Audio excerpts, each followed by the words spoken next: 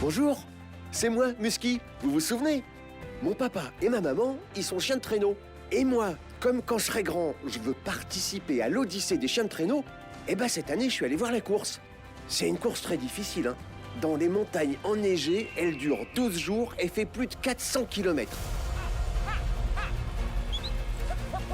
Cette année, il y a 28 attelages. Ça veut dire 28 traîneaux avec dessus le musher, c'est l'humain qui conduit, c'est un peu lui le chef, et 28 équipes de chiens qui courent pour tirer le traîneau et aller le plus vite possible dans la neige. Et dans les courses de chiens de traîneau, moi j'ai jamais vu ça ailleurs. Et ben dans les équipes, il y a de la place pour presque tous les chiens.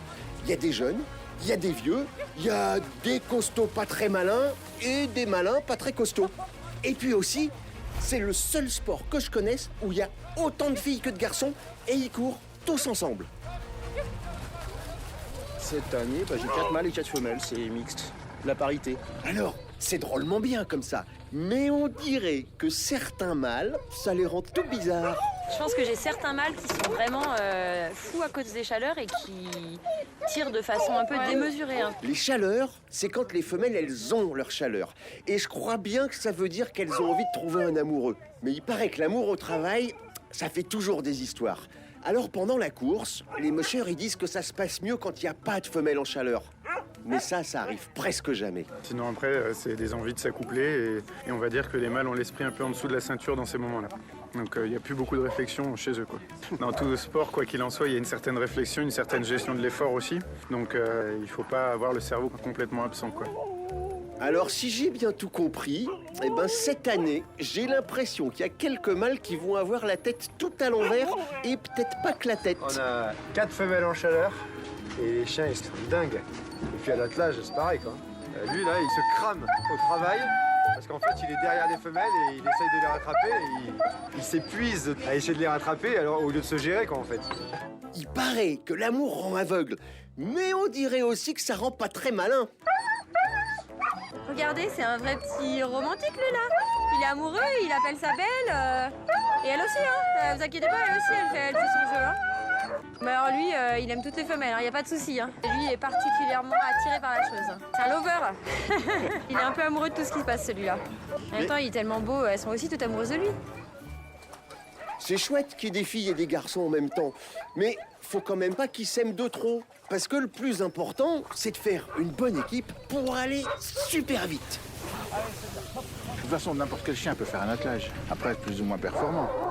Mais après, c'est à nous à mettre en valeur les qualités du chiot qui naît, parce qu'ils ne sont pas tous pareils. Là, il y en a 4, mais ils ont 4 caractères différents. Il y en a qui sont plus volontaires que d'autres. C'est comme les humains. Et alors, comme dans tous les sports, plus on joue dans le haut niveau, plus le musher, celui qui compose l'attelage, va faire comme un entraîneur qui réfléchit à la composition de son équipe. Surtout observer chaque chien, les essayer à chaque place différente pour savoir s'il est plus ou moins à l'aise sur, par exemple, en tête. Vraiment observer les chiens. On a des chiens qui sont droitiers, il y en a qui sont gauchers, donc on ne peut pas forcément les mélanger. Observation, observation, observation et observation. Encore et encore.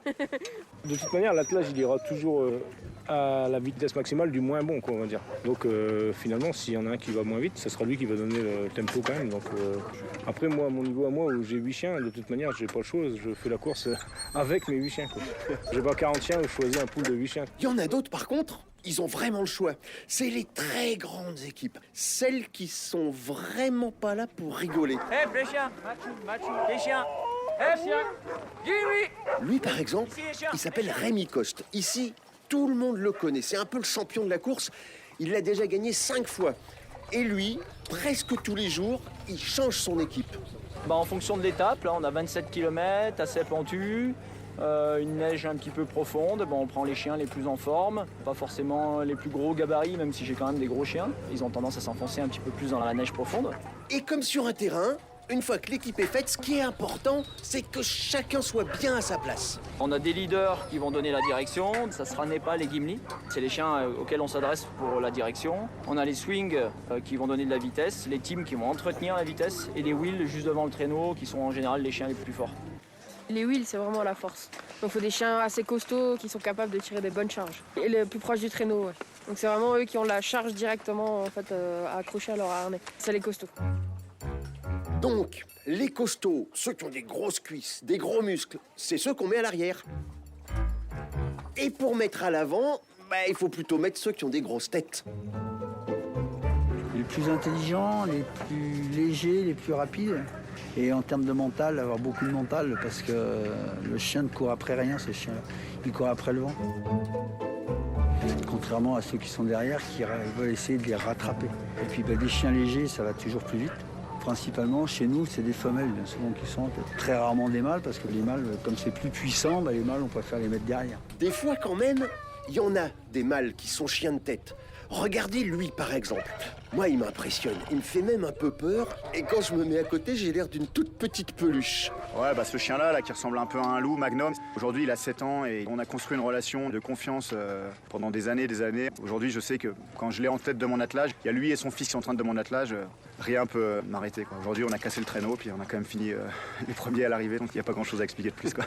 Donc, souvent, dans un bon attelage, on trouve les plus forts à l'arrière, les plus rapides au milieu et les plus intelligents à l'avant. Et je me demande si ceux de devant, les chiens de tête, avec une tête bien faite, en plus, ce serait pas un peu les chouchous. On en a certains qui vivent à l'intérieur, qui sont comme ça beaucoup plus proches de nous, beaucoup plus à l'écoute. Ils sont à côté du poêle à bois, ils peuvent vivre à l'extérieur sans problème, mais nos chiens de tête vivent beaucoup plus avec nous pour avoir une affinité encore plus proche d'eux.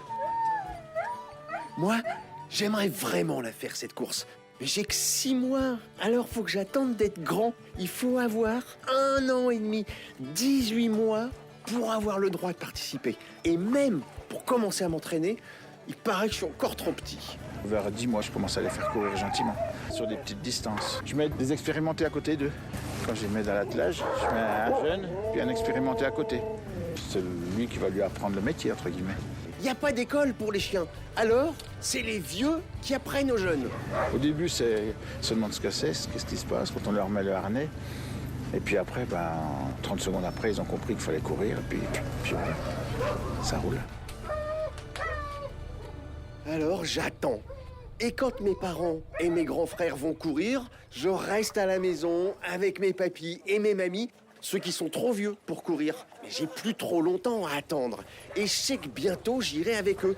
Parce que ça se passe comme ça depuis toujours dans ma famille. Tous nés à la maison. Ça, c'est le papa. Puis ça, c'est 4 petits.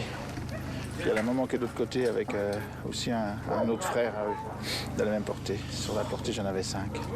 Et ça, c'est le tonton. Je l'appelle le tonton parce qu'en fait, c'est 2 demi-frères. Ils ont le même père, mais pas la même mère.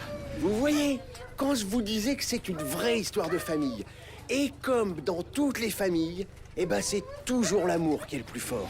C'est difficile de dire, c'est pas mes enfants, c'est des potes de sport. On a une équipe, moi je suis le papa parce que c'est moi qui amène à manger. Ça fait partie de la famille, je ne peux pas vivre sans mes chiens. Ouais, ça n'a rien à voir avec les humains, mais ouais, ça fait partie de ma vie, quoi. Je sais pas comment expliquer ça, mais voilà, c'est ça, ils font partie de ma vie, de ma famille. Moi, sans les chiens, je peux pas... Enfin, si, je pourrais vivre, mais difficilement, quoi. L'Odyssée des chiens de traîneau, elle dure 12 jours. Alors revenez quand vous voulez. Dans le prochain épisode, je vous raconterai toutes les races de chiens qu'on peut voir dans une course. Il n'y a pas que les huskies comme moi, hein. Nous, les huskies de Sibérie, c'est vrai qu'on n'est pas les plus forts, c'est pas nous qui allons le plus vite. Mais par contre, on est les plus jolis. Et ça, tout le monde le dit.